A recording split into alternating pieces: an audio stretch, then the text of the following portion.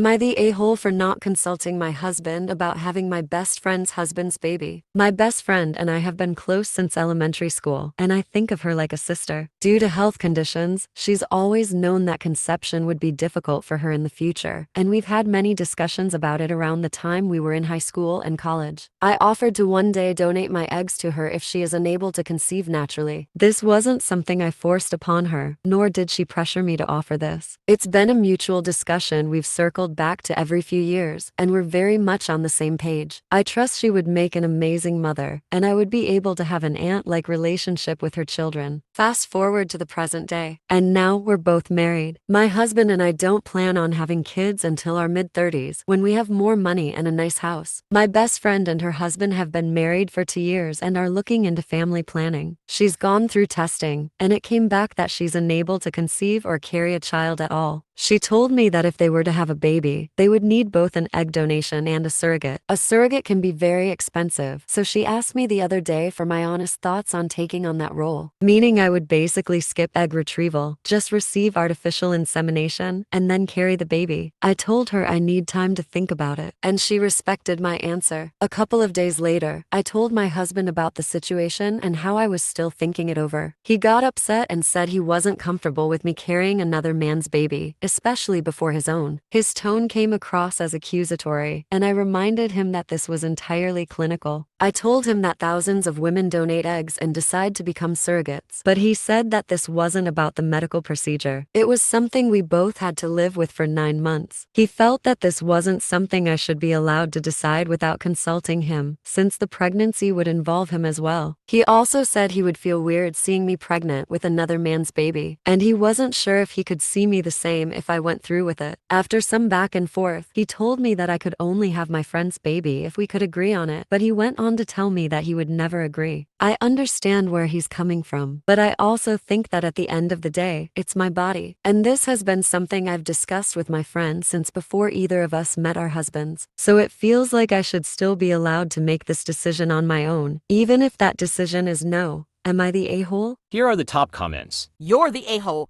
Choosing to get pregnant, even if you won't be keeping the baby at the end of the day, is a decision which impacts both of you. Even if it's smooth sailing, you'll likely need support before and after. On the other end of the scale, you could end up disabled or even dead. And yes, there can be emotional impact as well for both partners. It's very rare that a reputable surrogacy service will let a woman who has never had a successful pregnancy of her own be a surrogate, so this is likely a non-issue regardless. It's also like, of course at the bottom line it's OP's body, OP's choice. But there are a lot of factors here that it doesn't really seem like she's giving due consideration, like the fact that she could literally die during birth, or the fact that there could be complications during the birth that result in her being unable to have future children, or the fact that her husband will indeed still be expected to support and help her through her pregnancy for a child that is not his, during a time period in which they had previously agreed not to get pregnant or have children just yet, or the fact that OP's first pregnancy and child would indeed not actually be her husband's first child, and how that might actually affect him in their dynamic when it is his turn to be a father. I realize that most, if not all, responsible surrogacy services wouldn't allow this anyway for an abundance of reasons, but the theoretical points still stand. I don't think it's unreasonable or overstepping for him to say that that all makes him extremely uncomfortable. Potentially being a surrogate is both very